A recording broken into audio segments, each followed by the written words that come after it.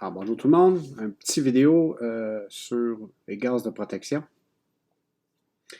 Il y a plusieurs tableaux dans le livre, là, vous avez remarqué là, les figures là, où on parle, il y en a un pour les aciers au carbone, il y en a un pour les aciers alliés, inoxydables, et aluminium, donc soudage des différents métaux. Là. Il y a plusieurs chartes, il y a plusieurs tableaux.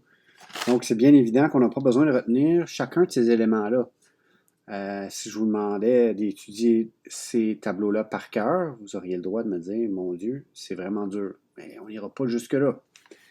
L'idée, c'est de se créer un repère. Donc, ce qu'on cherche à savoir, c'est si vous connaissez ou si vous savez comment ajuster les paramètres de départ. Si vous savez de quoi on parle quand on vous pose des questions. On vous demande d'être au seuil de l'entrée du marché du travail. Vous n'êtes pas un expert et on ne vous demande pas de l'être non plus. Donc, c'est de savoir que, dans le pire des cas, si vous n'avez pas la question, c'est d'aller le retrouver dans une charte et que, grosso modo, on a besoin de quatre types de gaz. Je dis 4, là, il y en a peut-être plus, là, on va y aller avec ceux-là pour commencer. Donc, les types de gaz. Oui, pardon, je vais recommencer ça, là. Bon. Type. Hey, c'est bon, hein? Voilà, hein? J'aime pas s'écrire en lettres attachées. Type de gaz. Tiens. Type de gaz. Premièrement, dans nos types de gaz, on a deux familles, si on veut. Là. La première famille qui est, comme on le sait, inerte. Et les gaz inertes, je n'ai pas besoin de vous rappeler, je pense que vous le savez. Je pense que vous savez tous. Un gaz inerte, c'est un gaz qui réagit avec rien. Donc, pour le soudage, tout ce que ça fait, c'est que ça va purger les gaz indésirables dans la soudure, comme l'oxygène, l'azote, et ainsi de suite. Donc, pour faire ça, on va utiliser un gaz, par exemple, l'argon ou hélium. Comme gaz inerte, on a ça. L'hydrogène et ainsi de suite, je ne les mets pas là-dedans. De toute façon, on en parle à peine. Non, c'est les deux principaux là, qu'on va se limiter à ça. Donc, on parle inerte, on parle d'argon et d'hélium. Quand on parle de... On sait qu'il y a deux catégories, là, deux grandes familles. Inerte et l'autre qui est actif. Là, vous le dites dans votre tête. C'est bon. Puis vous réécouterez la vidéo si vous voulez le savoir par cœur. Ça va me faire plaisir que... C'est ça qui est bien avec le principe. C'est qu'il y en a qu'après 15 minutes que je parle dans la classe, que ça fasse 15 minutes ou que ça fasse 3 heures que je parle, 15 minutes, c'est le top qu'ils sont capables de retenir. À tête reposée, là, avec un téléphone cellulaire, là, quand vous écoutez cette petite vidéo-là, la voix reposante, là, ma merveilleuse voix hypnotisante, ben, ça va vous donner une chance de plus de mémoriser le tout. Alors, c'est hyper bon. Là. Donc, on en revient à nos éléments ici. Là. On avait un gaz inerte et un gaz actif. Donc, inerte qui ne réagit pas. Actif, lui, qui va réagir d'une certaine façon. Donc, la façon qu'il va réagir, lui, c'est qu'il va... On parle de CO2, premièrement. Dans le but du gaz actif, c'est d'améliorer le comportement du transfert. C'est d'améliorer le transfert. D'améliorer la compacité de la soudure, puis le mouillage, dans un certain sens. Donc, dépendamment du type de matériel qu'on va souder, donc, on va avoir besoin ou non d'un gaz actif. Dans le soudage des aciers doux,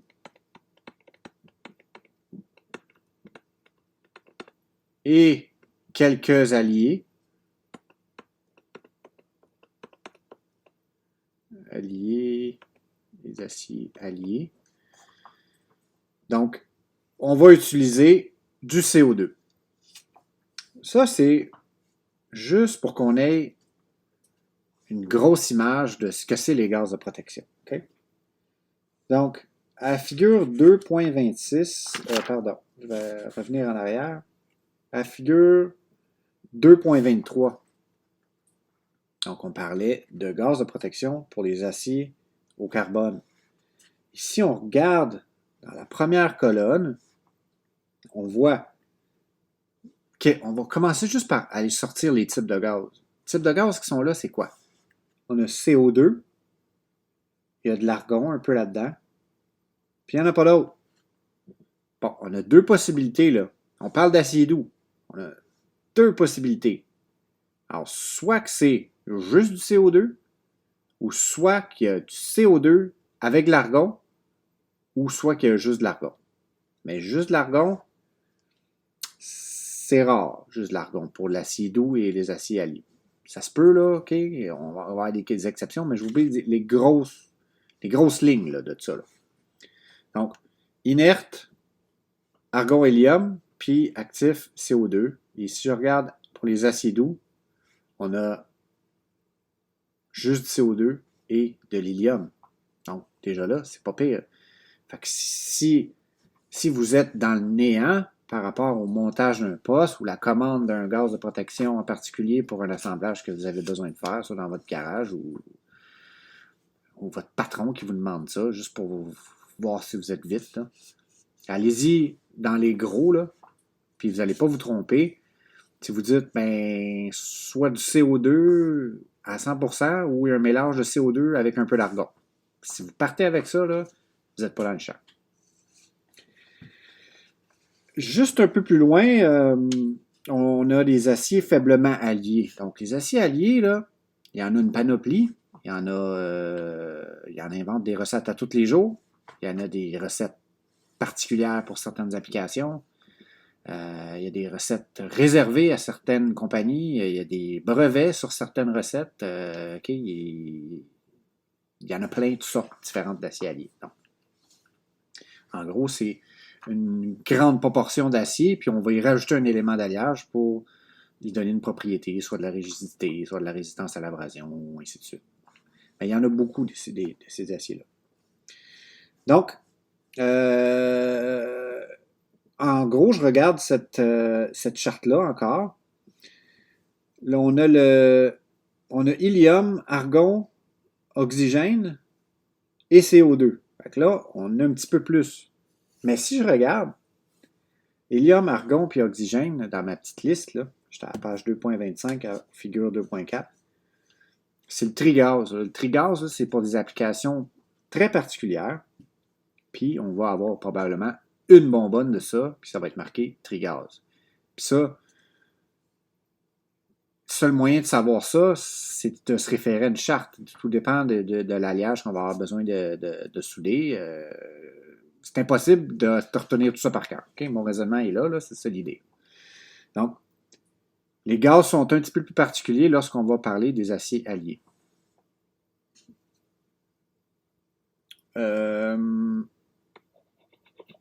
Pour ce qui est des autres, si je regarde là, les aciers inoxydables, selon vous, là, est-ce qu'on veut des éléments actifs là-dedans? Quand on va parler des aciers inoxydables, posez-vous toujours la question. Stainless steel, c'est touché un peu comme l'aluminium. Donc, on ne parlera pas de ça. On va vouloir protéger ça de cette façon-là. On veut un gaz inerte. Donc, si je regarde la figure 2.25, argon, hélium et dans le premier choix, là, c'est une petite quantité, 2,5% de CO2. Mais on n'ira jamais plus haut que ça. On ne mettra jamais un 100% de gaz actif pour souder de l'acier inoxydable. Souvent, ça va être juste de l'argon ou un mélange d'argon et hélium. Si je regarde ici, là, dans nos choix, un argon et oxygène, là, ça c'est un gaz. C'est un gaz que vous allez voir souvent, là, un mélange d'argon avec un petit peu de gaz oxydant dedans. Donc, on va rajouter de l'oxygène. C'est un gaz courant. Donc, encore là, la grande ligne, quand je parle d'acier inoxydable, il n'y a pas de CO2. Donc, là, on est à inox. On dit CO2, là, mais c'est minime, 2,5% dans un seul cas, en pulvérisation axiale ou en mode pulsé. Donc, ça va être des cas très particuliers déjà là. Et c'est pas à tous les jours qu'on va faire ça. Donc, je vous le dis, CO2 dans les cas extrêmes. Dans un choix de réponse, là, si on vous marque CO2 à 100%, restez loin de ça. C'est ça que ça veut dire. Donc, inoxydable, on a argon, hélium. La plupart du temps, dans 99% du temps, on va avoir un mélange d'argon avec un petit peu d'oxygène. Alors ça, c'est pour l'inoxydable. Ensuite, le dernier tableau, mais ça c'est pour simplifier les choses, OK? Je vais vous faire un autre petit tableau à la fin, là. Ça c'est juste pour visualiser, là. Le dernier, on parle de l'alu. Alors l'alu, on ne se trompe pas, c'est toujours inerte. C'est capricieux, c'est bizarre, c'est pas pantoute comme les autres. On parle d'un gaz inerte. Alors, on a soit l'argon ou soit l'hélium. Pardon. Dans 90% des cas, ça va être de l'argon que vous allez utiliser.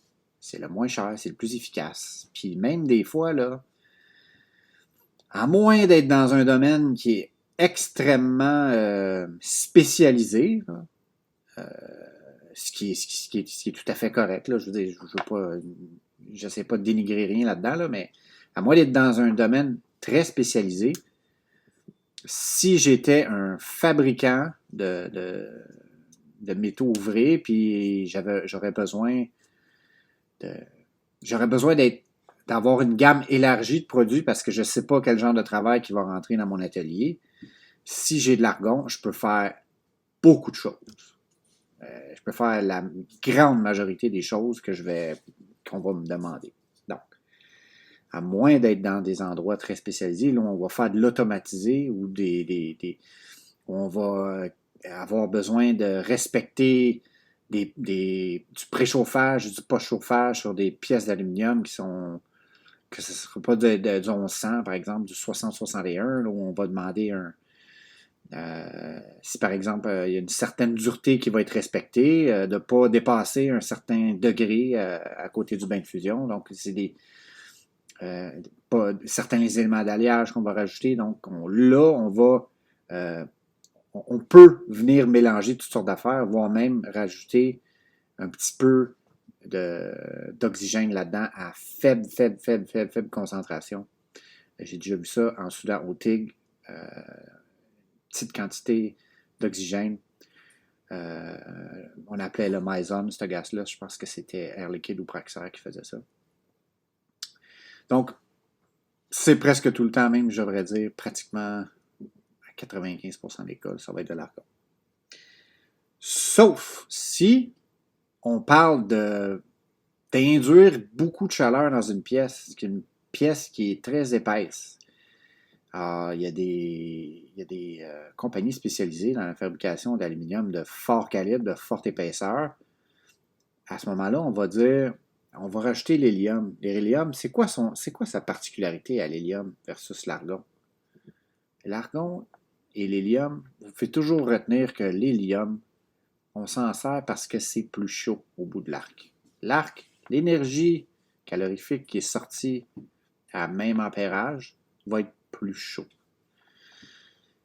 Donc, l'hélium, on pourrait dire que c'est pour des plus fortes épaisseurs. Okay? Si on veut séparer ça en grosses lignes, Si vous soudez de l'alu, vous regardez pour un choix de réponse qui ressemble à argon. Si on vous dit de l'alu très épaisse, par exemple, ben là, c'est plus nécessairement de l'argon. Vous allez regarder à de l'hélium. Ça se fait en court-circuit, de l'hélium à 100%. Donc, ça peut être un choix qui est intéressant aussi. Mais à moins d'être dans un endroit qui font strictement juste de l'aluminium épais, c'est rare que... Ben, c'est pas utile de, si je suis un soudeur général, d'avoir 50 bouteilles d'hélium dans ma cour quand je sais qu'avec l'argon, je peux pratiquement tout faire ou pratiquement me débrouiller à tout faire. Juste un petit peu plus des fois de débrouillardise au niveau du préchauffage puis du post-chauffage quand on va souder l'aluminium. C'est souvent ça la clé de la belle soudure. Quand on veut faciliter comment je pourrais m'expliquer, quand on peut faciliter la fusion de l'aluminium, tout est dans la température de l'aluminium. Donc, si on veut un cordon qui a un super beau fini, on peut arriver à faire des finis extraordinaires si on contrôle la température de base de la pièce, que ce soit avec un préchauffage et un pas-chauffage si on a besoin, dépendamment du traitement qu'on a besoin d'y faire. Mais souvent, un bon préchauffage, que ce soit avec des couvertures thermiques, avec un fil à l'intérieur qui... c'est un fil, c'est une couverture thermique qui passe dans un genre de... C'est comme un basket weave qu'on appelle en anglais. C'est un fil qui passe là-dedans. C'est un élément chauffant. Puis ça, c'est fait en céramique. Puis on rajoute des couvertures d'amiante là-dessus. On met le timer à combien qu'on a besoin. Puis on revient quelques heures plus tard. Puis la pièce est chauffée à perfection. Donc on n'a pas de torche à mettre là-dessus. Puis ainsi de suite. Puis une fois qu'on a commencé le travail, on laisse ça là-dessus. Puis tu as toujours la bonne température. Là. Ça, c'est magique. Puis il y a même certaines compagnies, certains clients.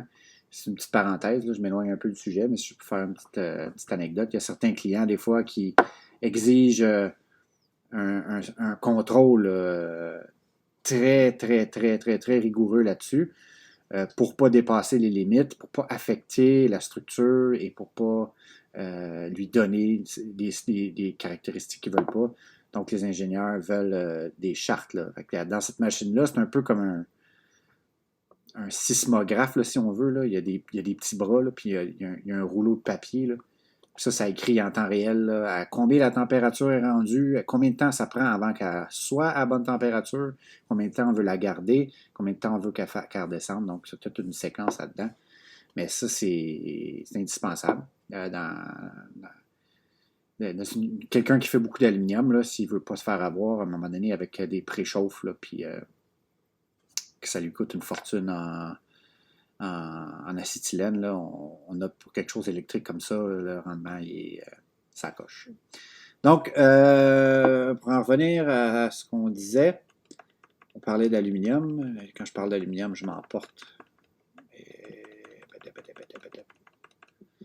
Et voilà. Donc, dans le fond, là, je vais revenir avec un petit résumé. Si on sépare ça avec acier,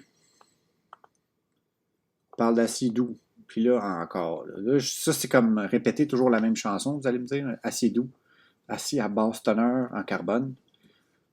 Un acier doux ou un acier à basse teneur en carbone, c'est pas un acier allié, c'est un acier doux. Okay? Donc, pas parce que vous voyez juste le mot acier avec d'autres choses que c'est un acier allié. Un acier doux ou un acier au carbone, ou mild steel, cold roll, appelez-le comme vous le voulez, c'est de l'acier normal. Si on dit un acier au chrome molybdène, un acier à haute teneur en carbone, un acier, nommez-le comme vous le voulez, là on parle de acier allié. OK? Donc, acier doux, acier allié. Pardon, je ne vais pas le marquer là. Qu'est-ce que j'ai fait là? Je parle, puis... acier allié, c'était dans mon deuxième. Acier allié. Bon, je ne suis pas ça, coche dans mon écriture, là, je vais me concentrer. Ensuite de ça, on avait inox puis alu.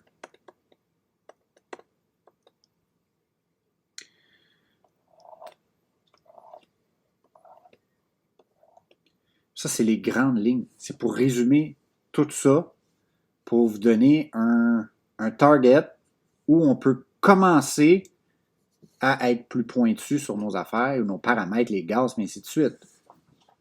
Ce qu'on veut, c'est que vous soyez capable de régler un poste de base. C'est ça qu'on veut. Donc, acier doux, on disait qu'on avait la possibilité d'avoir du CO2. Je vais juste être sûr de mon coup. On avait du CO2 ou de l'argon dans les seules deux possibilités. Donc, CO2 en grande partie et on avait aussi de l'argon. AR.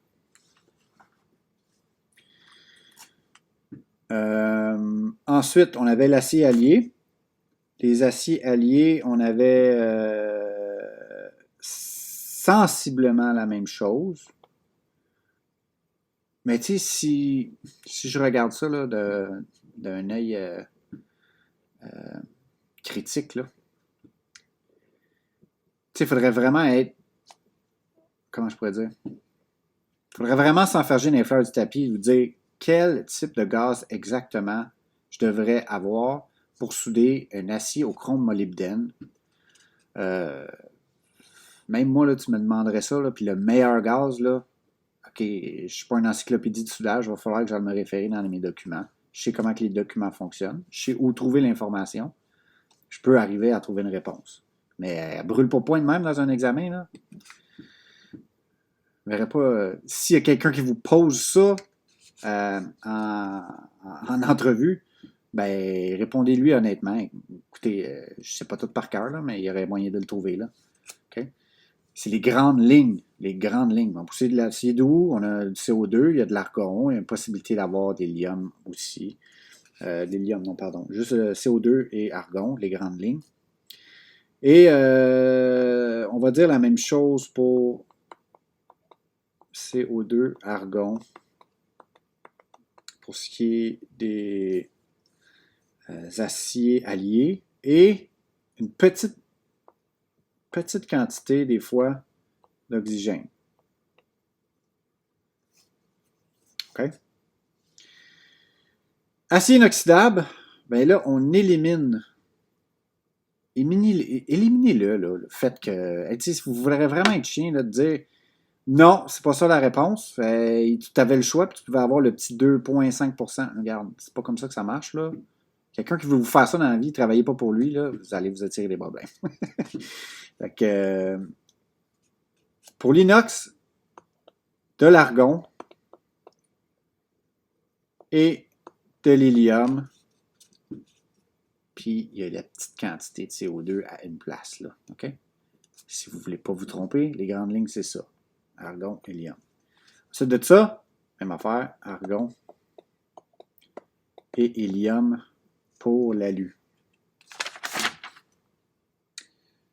Soudage d'aluminium, ouais, argon, hélium ou argon, hélium, un des deux, ou un ou l'autre, en différentes parties.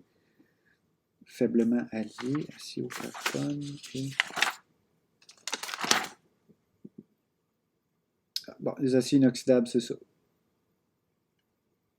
Ou, inoxydable, juste rajouter ici, ça se peut qu'il y ait une petite concentration en oxygène.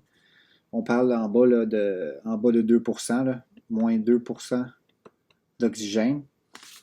Mais en gros, vous ne vous trompez pas. Là, si vous êtes mal pris, mais vous utilisez de l'argon pour souder de l'acier inoxydable, ça va faire un très bon résultat.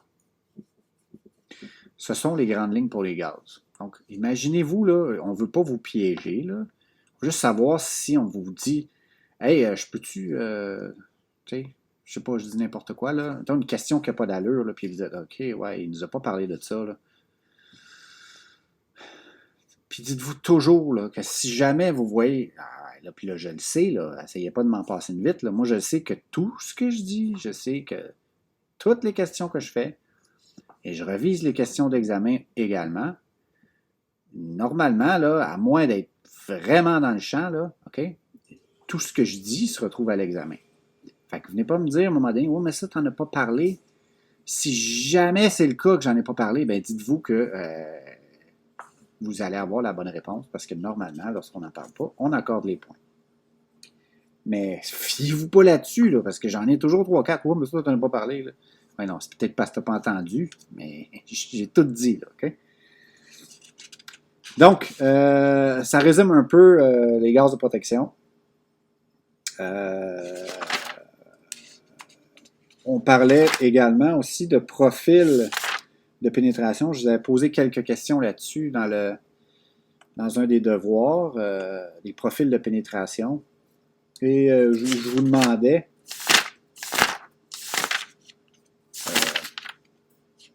quel gaz donne à peu près la pénétration la plus parfaite.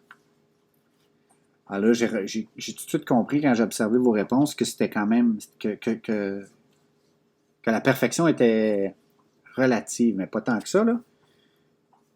En fait, ce que je cherchais, c'était comme argon et CO2. J'étais à la figure 2.19. On avait les profils de pénétration comme ça, là. On avait argon qui faisait une affaire de même et qui faisait ça comme ça. Ensuite de ça, on avait argon. Ça, c'était argon. Après ça, on avait argon plus O2, qui était sensiblement la même affaire, mais on avait un meilleur mouillage, qui faisait comme un champignon. Comme ça, on avait argon O2. Puis là, on avait CO2, qui faisait ça avec une bonne pénétration. OK? CO2. Puis on avait quelque chose qui était similaire, là. Mais tu sais, je veux dire, c'est pour ça que j'ai mis un endroit où écrire. Parce que je veux voir la réponse. Des vrais ou faux, là, dans un document comme ça en dit pas tellement long.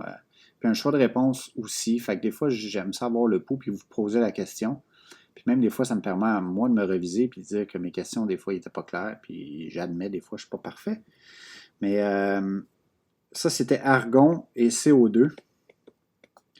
Puis là, on avait hélium. Je vais peut-être manquer de place, mais hélium, c'était très large. J'avais posé une question là-dessus. Qu'est-ce qui donne la pénétration très large?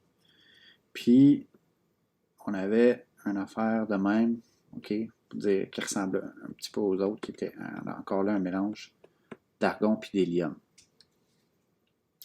Alors, si vous m'avez répondu CO2 ou si vous m'avez répondu argon CO2, c'est correct, là, OK? Mais ce que je regardais, c'était plus comme argon CO2 parce que j'avais la petite expertise de plus qui me disait qu'ici, le mouillage, en tout cas sur l'image, peut-être pas sur mon dessin, était un petit peu mieux, puis je savais en tout cas qu'en bout de ligne, ça donnait de meilleurs résultats. Mais ces deux-là sont acceptables. Ça, c'est très bon.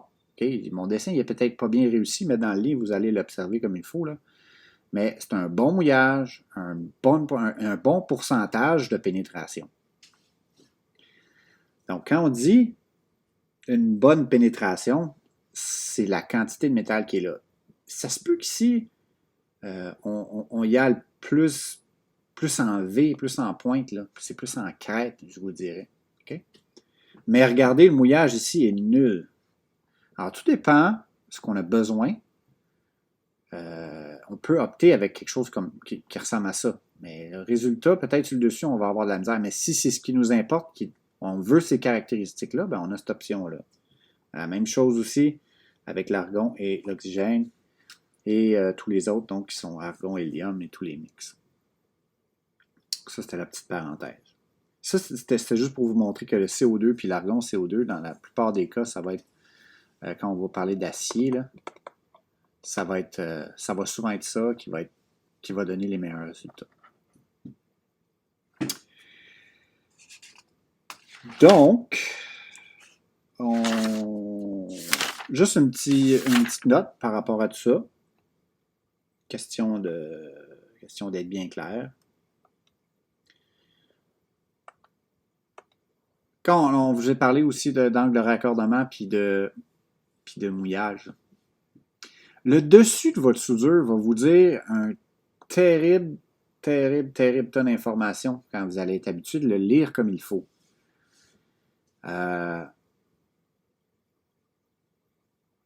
Vous allez observer deux détails, deux critères, deux caractéristiques de votre soudure qui vont vous en dire long sur ce qui se passe en dessous. Je devrais dire sous la pièce, donc la pénétration. Le mouillage et la surépaisseur. C'est les deux caractéristiques qui vont vous dire. Même un soudeur expérimenté pourrait arriver à vous dire que la soudure a de la pénétration sans être obligé de faire toujours le test d'acide. C'est bon le test d'acide parce que ça vous permet de le visualiser. À un moment donné, quand vous allez l'avoir compris, le principe du test d'acide, bien, vous allez remarquer sur le top que c'est toujours pas mal pareil. Puis c'est comme on vous montre dans les livres. OK? Donc, une surépaisseur excessive, qu'est-ce que ça veut dire? Surépaisseur excessive. Ça veut dire qu'il y a trop de matériel. Donc là, qu'est-ce que tu étais faire? Je m'éloigne un peu du sujet, là, mais là, pendant que je suis dedans, je vais vous l'expliquer. Si vous mettez trop de métal d'apport, OK, on s'imagine que vous avez votre buse. OK? Si vous mettez trop de métal d'apport, bien, vous allez avoir un bain de fusion qui est sur le métal d'apport. Qu'est-ce que ça fait, ça? Ça fait-tu beaucoup de pénétration, ça, d'après vous? Si on n'avance pas assez vite, on veut faire un gros cordon, là, on va se trouver à avoir un bain de fusion sur notre métal d'apport. Ça, c'est la meilleure affaire pour faire du collage. Dans le meilleur des mondes, là, le fil là, qui sort de votre gun, là, quand vous regardez et vous êtes bien placé, là, regardez ça, là, puis c'est le fil qu'il faut qu'il touche à votre plaque en premier. Lui, là, le fil, là, ça, c'est votre porte-électrode, là, puis le fil, il faut qu'il touche à la plaque. Si lui, il touche à ta plaque, ben, tu devrais voir un bain de fusion ici, là. Puis si ton bain de fusion est sur ta plaque, et non sur ton cordon, ben, forcément, tu vas avoir une pénétration. Donc ça veut dire surépaisseur, ça va avec quoi? Ça va avec la vitesse d'avance. Si vous avez un bon transfert au départ, ça va avec la vitesse d'avance. Mais si vous n'avez pas un bon transfert et vous avez trop de fils, essayez pas d'aller plus vite. Il faut que le transfert soit ça coche. C'est pour ça que je parle beaucoup des transferts et des paramètres. Je vous l'ai dit déjà. Sudo-MIG, c'est pas dur. C'est d'avoir les bons paramètres puis de savoir exactement quoi regarder parce que ça peut être critique. Tu peux souder un trailer, là, quelqu'un qui ne sait pas souder, il dit hey, regarde, c'est beau ce que je fais, là. Ça va tout péter. Ça peut coller. Je l'ai vu, on l'expérimente chaque année quand il y a des groupes au GMAW. C'est un des examens où il y a le plus d'échecs en pratique. Mais bizarrement, après 1 an ou 2, tout le monde dit hey, c'est facile. C'est pas vrai. C'est exactement le contraire que ces examens-là disent. Normalement, dans un groupe, il y en a 5 qui l'échouent, puis il y en a toujours 1 ou 2 qui échouent le module à la reprise. Alors, forcez-vous. Regardez pour les indications où on va avoir besoin d'indices comme quoi on est en train de faire du bon travail, on est en train de faire de la pénétration. Alors là, dépendamment des écoles de pensée, plus vous allez étudier, plus vous allez vous rendre compte que il y en a qui aiment mieux tirer, puis il y en a qui aiment mieux pousser. Je vous le dis, au stade où vous êtes, que vous poussiez ou tirez, Si vous n'êtes pas capable de contrôler puis d'étendre un cordon qui a de l'allure, que vous poussiez ou tirez, si vous ne savez pas souder, ça ne donnera rien. Ça ne changera rien. Mais quelqu'un d'expérimenté qui a toujours jugé, qui a toujours juré par pousser, va souder aussi bien et avoir autant de pénétration que quelqu'un qui tire. Mais si vous comparez ça à deux robots, les mêmes paramètres, okay, il y a une différence. Il y a une différence, puis on va dire que dans les livres, tirer, ça donne un petit peu plus de pénétration. Mais moi, j'ai toujours poussé. Puis j'aime mieux pousser. Donc, il y en a qui vont droite, il y en a qui... Mais ce qui est important, c'est de bien lire ici le transfert, le mode de transfert qui doit être à point, l'ajustement d'inductance qui doit être à point, le débit du gaz, la longueur terminale qui est toujours pareil. Ça devrait toujours être situé en 10 et 12 mm. OK, un demi-pouce. Ça devrait toujours être pareil. Si vous n'êtes pas sûr, demandez à un de vos collègues qui regarde le poste à souder pendant que vous soudez, un peu comme on a fait au SMAW. Il ne devrait pas avoir de grosses variations. Et plus vous êtes prêt, plus votre ampérage va augmenter. Puis allez-y avec le même calcul qu'on a fait au SMAW. Si vous êtes près de 140 ampères, regardez à côté là, de votre indicateur de vitesse sur votre dévidoir. Là. Si vous êtes près de 140 ampères, vous êtes parfait. Mais si vous variez votre longueur terminale, mais vous allez voir, vous allez tomber à 110, 115, ça peut être un petit peu plus risqué. Alors, c'est ça, c'est tout ça. Donc, que ce soit poussé ou que ce soit tiré, maîtriser le cordage de cordon et une pénétration adéquate ainsi qu'une surépaisseur adéquate, que ce soit en poussant ou en tirant ou droite. Selon votre préférence, après ça, ben, vous irez en tirant ou en poussant. En tirant, ça fait des cordons un petit peu plus bombés. En poussant, ça fait des cordons un petit peu plus plats. Si vous vous amusez, là je dis les pots puis les cons, puis je ne suis pas en train de jurer qu'un va mieux que l'autre. Vous l'essayerez. Parce que ça, c'est un débat. C'est le débat de tout le monde. Là. Si ça vous tente de pousser, poussez. Si ça vous tente de tirer, vous tirez. Au calibre que vous êtes rendu, vous n'allez pas voir la différence, je vous le garantis. Donc, si on pousse, par exemple, puis on veut s'amuser à faire des beaux stries, là, des stries réguliers, vous allez remarquer que c'est mieux défini en poussant et en faisant un mouvement d'avance-recul comme ça qu'en tirant. Ça fait des beaux cordons bombés si on veut faire du multipasse, mais on veut s'assurer que tous les cordons sont ensemble. Si on veut y aller, là, puis faire de quoi de cute, on peut y aller en poussant comme ça va donner les meilleurs résultats. Ça va donner, si c'est une soudure d'angle, ça va donner quelque chose comme ça. Puis, en tirant, ben, on va avoir quelque chose comme ça. Un petit peu plus bombé. C'est normal. Donc, ça, c'était ma petite phase finale. Donc, j'espère que la vidéo vous a plu. Si vous avez des questions, vous savez que vous pouvez me texter en tout temps. Sur ce, bonne soirée.